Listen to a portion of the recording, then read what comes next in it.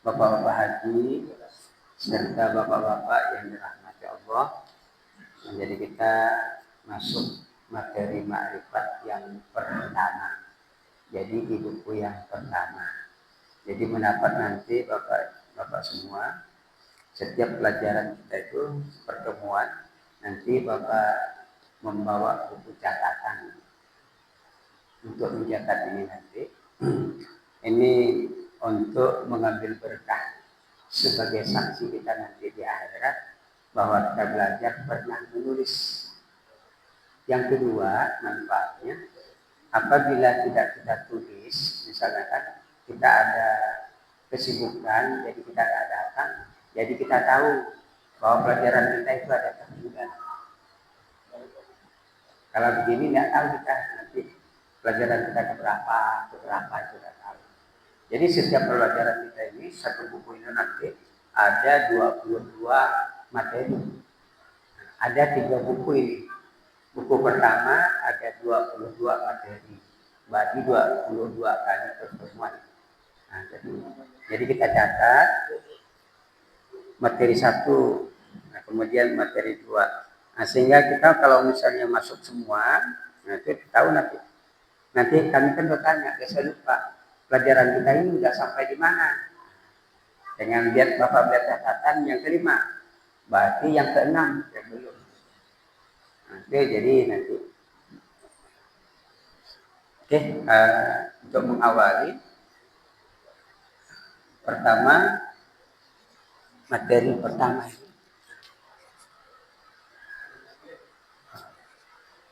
Materi pertama adalah isim jami dan isim mani.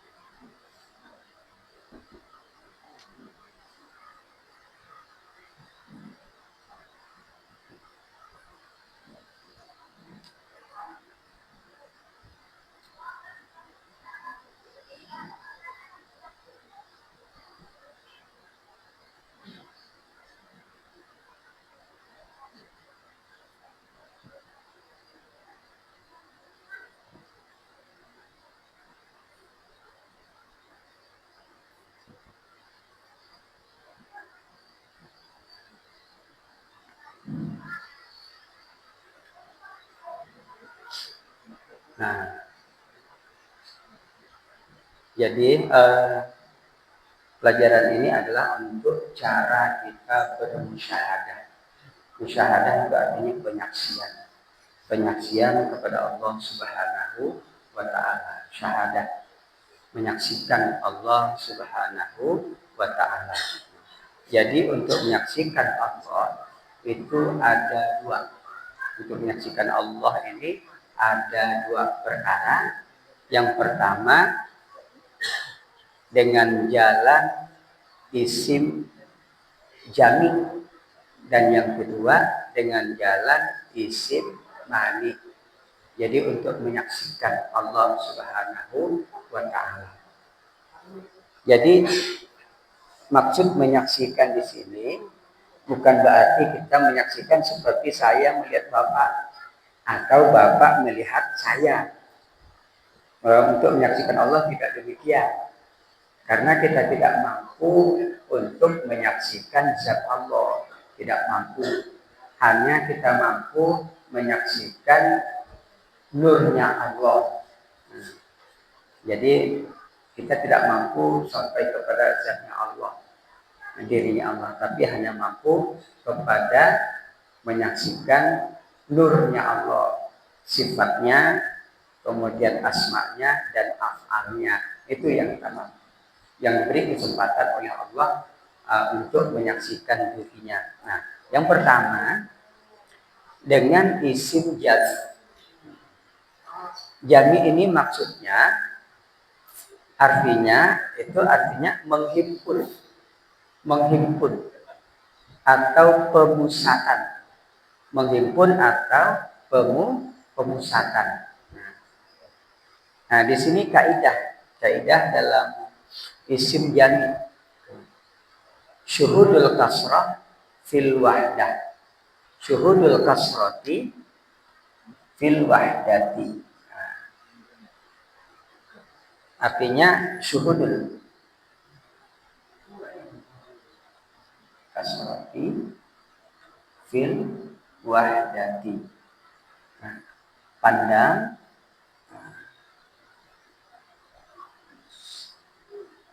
yang banyak pada yang satu.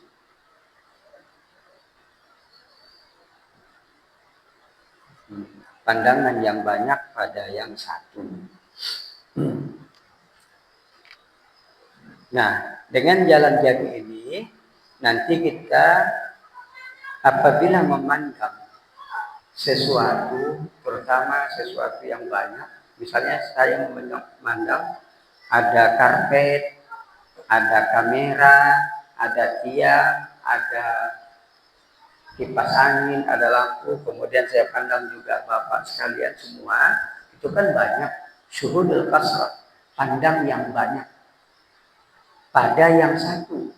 Berarti setelah saya memandang keseluruhan yang banyak itu di sekitar saya, ada karpet, ada kue, ada apa dan sebagainya, maka dikembalikan kepada yang satu.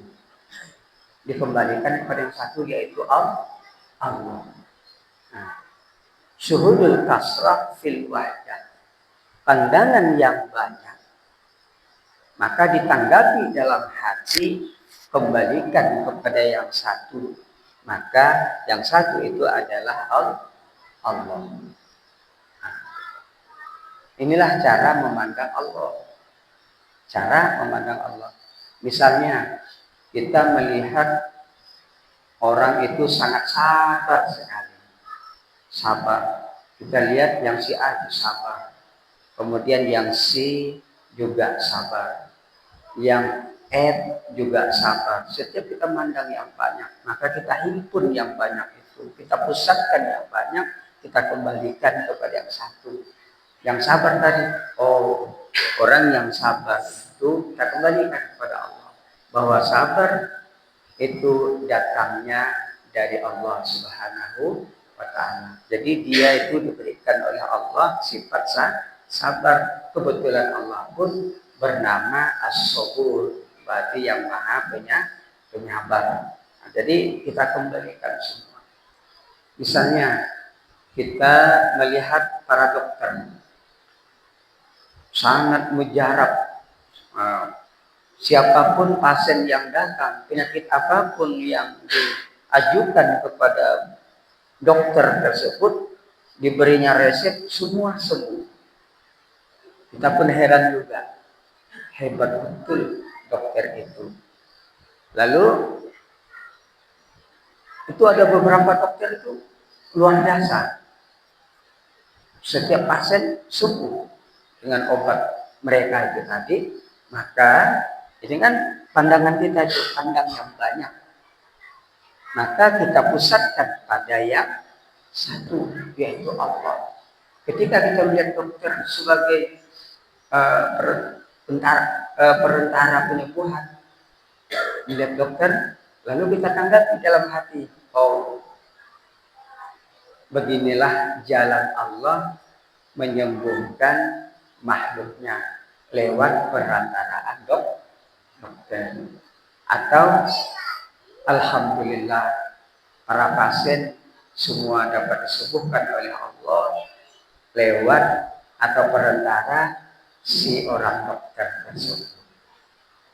Atau kita pandang dalam hati kita, dokter ini diberi Allah karunia sehingga dapat mengobati berbagai penyakit. Jadi kita tanggapi itu Allah dinomorsatukan. Inilah yang disebut dengan cara memandang Allah. Jadi bukan berarti kita memandang Allah seperti yang kita pandang. Jadi cara memandang apanya? Memandang sifatnya Allah. memandang apalnya Allah, memandang asmanya Allah Subhanahu wa ta'ala. Ini cara kita memandang.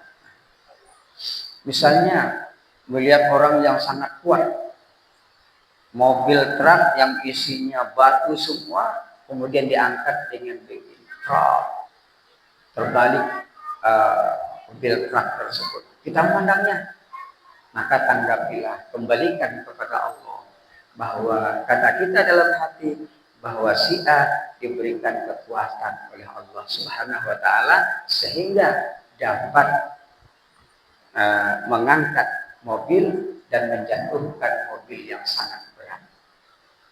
Jadi jangan dipandang orangnya, Pak. Kalau kita pandang orangnya, kita kembalikan yang orangnya, Allah kita tiadakan, maka kita termasuk syirik.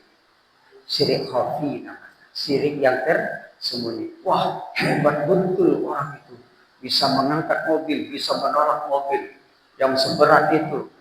Hanya tersekat kita kepada kehebatan orang tersebut, kekuatan orang tersebut, maka kita termasuk syirik. Nah, termasuk syirik. Maka kembalikan langsung kepada Allah Subhanahu wa ta'ala. Nah, jadi misalnya orang sangat ramah tentang kasih sayangnya kepada sesama, saling memberi, maka kita tanggapi orang yang kita lihat tersebut. Oh, dia dikasih oleh Allah sifat Ar-Rahman, Ar-Rahimnya Allah Subhanahu wa ta'ala, sehingga dia bersifat kasih dan sayang. Nah, begini Pak, cara memandang Allah dengan jalan jami, mengumpulkan, dipusatkan kepada suatu, kemudian ditanggapi dalam hati, bersumber kepada satu, yaitu Allah. Nah, apapun nanti itu Pak, misalnya kita diuji oleh Allah, penyakit yang tak kunjung sembuh, tanggapi, kembalikan kepada Allah. Ternyata aku belum disembuhkan oleh Allah. Mungkin Allah akan menguji aku. Aku tidak tahu di mana batasan kesabaranku tadi. Allah ingin melihat aku termasuk orang sabar atau tidak. Nah, itu. Jangan marah kepada penyakit. Atau kita sumpah, gak senang aku dengan penyakit ini, malah dengan kurang ajar atau sebagainya. Jadi kita menyumpah penyakit berarti sama dengan menyumpah Allah. Karena apa? Karena yang menurunkan penyakit kepada kita untuk menguji kita itu adalah Allah. Nah, jadi untuk memandang dengan cara yang pertama itu, ini adalah dengan jalan jami. Kita himpun dulu apa yang kita pandang dengan apa yang kita dengar lewat telinga kita, apa yang kita pandang lewat mata kita himpun, kita pusatkan dalam suatu tempat atau istilahnya dalam pikiran, maka kita tanggapi dalam hati, sumbernya adalah Allah. Ini sumbernya adalah. Melihat bencana alam, banjir dan sebagainya, kita tanggapi Allah sedang menguji hambanya dengan jalan kebanjiran. Semua Allah. Semua Allah. Mau melihat orang yang perang menang, Allah memberikan kemenangan kepada orang-orang tersebut. Jangan kita pandang senjatanya, kemudian kecanggihannya, kehebatannya, maka kita nanti terhijab dari memandang Allah. Akhirnya kita dijatuhkan syirik oleh Allah, menduakan Allah, karena seakan-akan makhluk yang tadi kita agung-agungkan, yang kita anggap kuat, mempunyai peralatan yang sangat canggih, itu menandingi Allah Subhanahu wa ta'ala. Nanti jalan yang pertama. Nah, ini biasanya diajarkan oleh ulama-ulama Abu Yazid Al-Bustami. Abu Yazid Al-Bustami dengan jalan jami ini, dia melatih diri dengan jalan jami. Dia sudah beberapa kali menunaikan ibadah haji.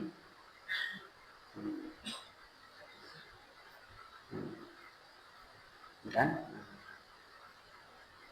Ibadah haji, tetapi dia memandang, ketika dia memandang Ka'bah, dia hanya melihat Ka'bah saja. Jadi dia menganggap pandangannya itu masih belum benar.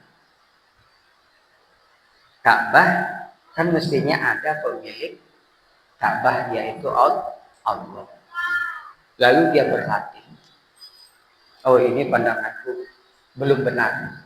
Dilatih, pulang, berburu lagi, kemudian memperbanyak riyadhah ibadah kepada Allah, memperbanyak zikir kepada Allah agar pemusatan langsung kepada Allah, lalu pergi lagi menunaikan ibadah haji tahun berikutnya. Lalu ketika dia tawaf, dia memusatkan hanya ke Ka'bah. Ketika dia tawaf melihat Ka'bah, ternyata ada dua, yang terpandang Ka'bah dan yang punya Ka'bah, yaitu nur yang punya Ka'bah. Nurnya, oh pandanganku masih belum benar, harus total. Lalu pulang dari ibadah haji, kemudian melatih diri lagi, beribadah, bertanya kepada gurunya bagaimana caranya, lalu akhirnya kembali lagi tahun berikutnya. Lalu apa yang terjadi? Ketika dia memandang Ka'bah, Ka'bah sudah tidak lagi terpandang, yang terpandang yang punya Ka'bah, yaitu Allah. Ini adalah Abu Yazid Al-Bustami. Jadi dia sudah merasa bahwa di balik Ka'bah itu adalah Allah. Jadi mata hatinya sudah terbuka, terbuka. Nah, kemudian ada juga ulama yang melatih diri untuk bermusyahadah kepada Allah dengan melihat tulisan Allah,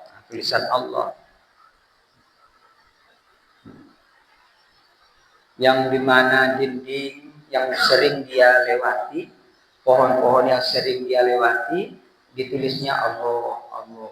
Kemudian di dinding, kemudian di tiang di mana dia lewat, itu ditulisnya Allah, sehingga kemudian di tangannya yang biasa ditulisnya Allah. Kenapa? Karena pada saat dia melihat Allah, tulisan Allah, maka dia ingat kepada yang punya nama, yaitu Allah. Ketika memandang dinding tertulis Allah, dia ingat kepada Allah. Dia untuk melatih diri. Setiap yang dipandang, dia ingat Allah. Setelah sekian lama, maka dia tidak perlu lagi tulisan itu. Setiap dia memandang dinding, bahwa itu adalah makhluk Allah. Setiap melihat pohon, bahwa itu adalah makhluk Allah, ciptaan Allah. Melihat langit, bahwa itu adalah ciptaan Allah. Maha besar Allah, maha besar Allah. Jadi inilah cara memandang Allah. Kalau seperti Abu Yazid barangkali sudah tingkat tinggi nih Pak. Kita cukup dengan memandang bahwa itu adalah makhluknya Allah. Nah, bahwa itu diberikan kekuatan oleh Allah dan sebagainya, sudah cukup. Nah, tapi kalau seperti Abu Yazid hanya melihat cahayanya Allah yang meliputi Ka'bah. Nah, ya. Itu bisa terjadi kepada kita, Pak. Tapi kita melihat Allah bukan seperti yang kita katakan tadi, seperti yang saya melihat Bapak atau Bapak melihat saya. Karena Allah itu tidak berjarak, tidak ada rupa. Jadi kalau berjarak ada rupa, itu bukan Allah. Oke, ini dengan jalan jadi. Nah, sekarang kita memandang Allah, menyaksikan Allah, musyahadah kepada Allah dengan jalan yang kedua, dengan jalan mani. Mani itu artinya terhalang, tercegah, atau membuat kita gagal. Nah, membuat kita gagal. Jadi dengan jalan mani, mani, artinya tercegah, kemudian gagal, nah, atau istilahnya batal. Yang ini kebalikan, syuhudul wahdah fil kasrah, syuhudul wahdati fil kasrati, syuhudul wahdati fil kasrati, pandang yang satu pada yang banyak, pandang yang satu pada yang banyak. Banyak ini kasrah, pandang yang satu pada yang banyak.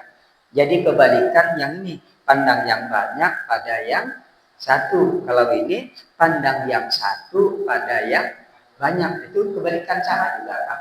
Ketika kita memandang satu, yaitu Allah, maka kita kembalikan bahwa Allah itu sumbernya asal sumber, sehingga dengan kita memandang Allah yang satu akan muncul yang banyak.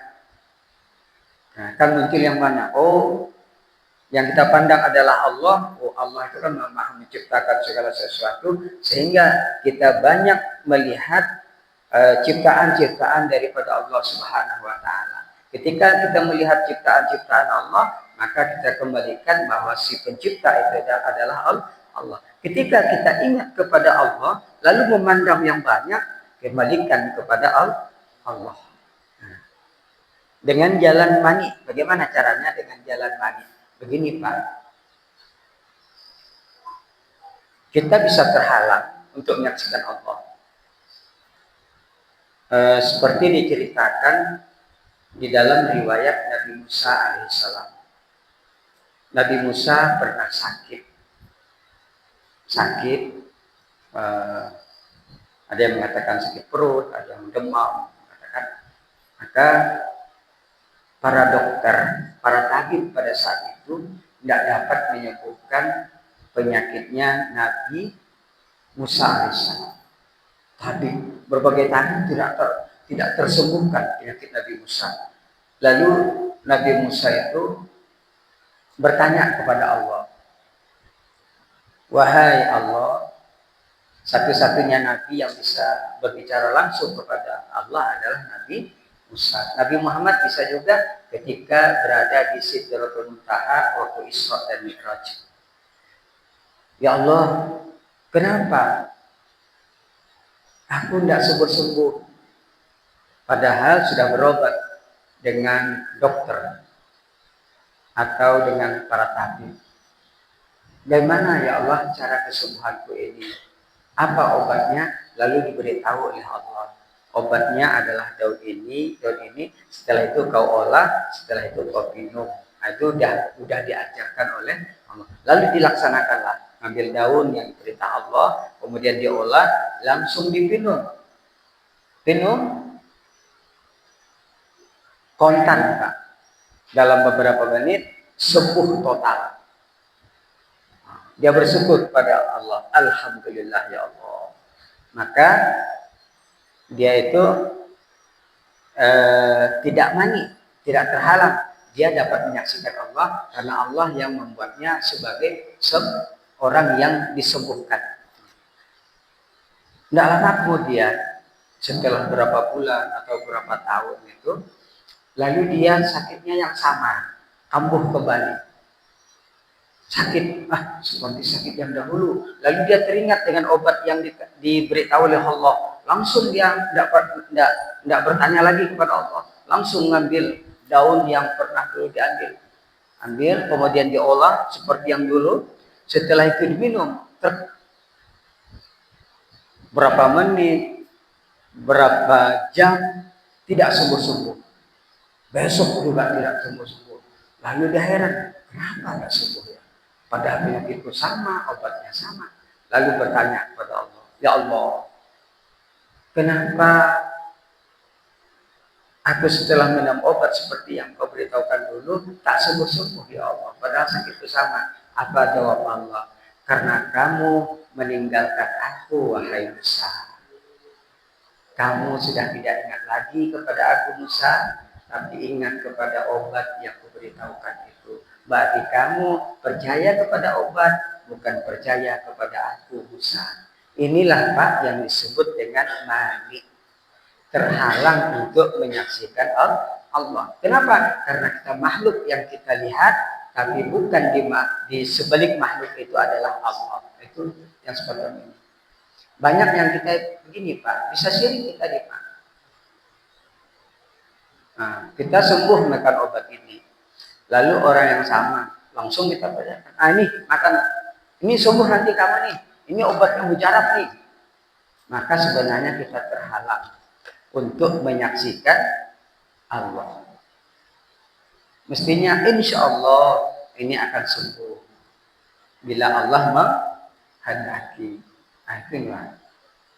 Kita nanti melihat dokter yang sebagai menyembuhkan penyakit semua sembuh, semua sembuh. Apa yang terberikan itu semua sembuh. Maka kita jangan terhalang Bapak Ibu. Jangan sampai mani bahwa dokterlah yang hebat, bahwa obatlah yang mantap, sehingga kita tidak ingat sama sekali kepada Allah Subhanahu wa taala. Maka Allah akan cemburu kepada makhluknya yaitu dokter dan kepada makhluknya yaitu obat. Kita terhalang dari menyaksikan Allah. Tapi tanggapilah bahwa apapun semua datangnya dari Allah. Misalnya orang sakit, Bismillahirrahmanirrahim, kata kita kan, ternyata sembuh dari sakit perut dan sebagainya. Kita jangan sampai takjub dengan diri kita, Pak. Kita pegang orang sembuh, kita bacakan orang sembuh, jangan sampai takjub dengan diri sendiri. Nanti mani itu artinya gagal untuk menyaksikan Allah, tercegah untuk menyaksikan Allah. Malah kita harus bersyukur, alhamdulillah dengan kupegang demikian Allah langsung menyembuhkan si A, si B, si C. Berarti Allah memberikan kepadaku karunia dan karunia kesembuhan kepada orang yang aku pegang. Insya Allah selamat dan kita bisa menyaksikan Allah sebagai penyembuh. Demikian juga orang yang kaya yang memberi kita, jangan dipandang orang yang kayanya, tapi pandanglah Allah yang memberikan kekayaan kepada orang tersebut dan memberikan rezeki kepada kita. Nah, alhamdulillah Allah memberikan karunia kepadaku lewat orang yang kaya. Dikasihnya aku 5 juta, alhamdulillah, sehingga aku dapat membeli ini, membeli itu. Boleh kita berterima kasih kepada orang, boleh. Terima kasih bos, terima kasih. Tapi dalam hati, terima kasih bos, tapi juga kepada Tuhan yang memberikan wasilah. Nah, wasilah. Jadi jalan Allah memberikan rezeki itu tidak langsung berliku-liku. Prosesnya itu sangat panjang, Pak. Untuk sampai ke kita ini sangat panjang proses. Bayangkan Allah memerintahkan malaikatnya yaitu bukan yang memberi rezeki, Mikail. Mikail pun tidak bisa langsung ini Pak. Lewat orang yang pertama yaitu bos. Bos itu di bawah bos lagi. Di bawah bos lagi. Anak bos. Kemudian bos lagi. Akhirnya baru sampai ke kita. Jangan kita memandang ini, jangan memandang ini, jangan memandang ini. Tapi pandanglah ini. Allah yang memberiku rezeki, alhamdulillah, lewat si A, lewat si B, lewat malaikat yang diperintah oleh Allah. Allah dulu, jangan yang di bawah. Supaya kita tidak mani. Mani itu artinya terhalang dari menyaksikan Allah Subhanahu wa taala. Nah, ini cara kita memandang Allah. Kalau ini sudah terbiasa menjadi pikiran dan hati, melekat pada hati dan ruh kita, insya Allah apa yang kita pandang seluruhnya tetap kepada Allah. Melihat ini, oh ini makhluk Allah semua ini. Melihat orang yang kuat, oh dia diberikan kekuatan oleh Allah. Melihat orang yang kaya, dia diberi rezeki oleh Allah. Melihat orang yang suka mendharma, berarti sifat Allah diberikan kepada dia sehingga dia sangat pemurah kepada orang lain dan sebagainya. Insya Allah dengan jalan demikian kita selalu ingat kepada Allah dan kita ingat kepada Allah berarti zikir kepada Allah. Kalau zikir kepada Allah tidak hanya menyebut tapi cukup dengan mengingat dan merasakan kehadiran Allah, maka itu termasuk zikir. Nah, zikir tidak hanya la ilaha illallah itu lisan. Nanti dalam hati mengingat, di dalam roh kita nanti merasa, di dalam sir kita nanti menyaksikan. Jadi empat tingkat nanti itu zikir itu Pak. Menyebut, mengingat, merasa dan menyaksikan. Tapi awalnya memang harus menyebut dulu sampai berbuih-buih kata Nabi. Mulut kita itu sampai berbuih, bahkan sampai harus dikatakan seperti orang gila. Selalu menyebut nama-nama Allah Subhanahu wa Ta'ala. Tapi jangan sampai gila benaran Pak. Nah, kalau gila menyebut nama Allah itu bagus, tapi kalau gila benaran itu yang susah. Oke. Bisa dipahami Pak? Nah, kalau sudah bisa ya kita cukupkan. Kita cukupkan dulu. Insya Allah kita lanjutkan ke yang akan datang pertemuan insya Allah ke materi yang kedua, yaitu tentang fana dan waqo, tentang fana. Kita cukupkan. Wallahul muwaffiq ila aqwamit thoriq. Assalamualaikum warahmatullahi wabarakatuh.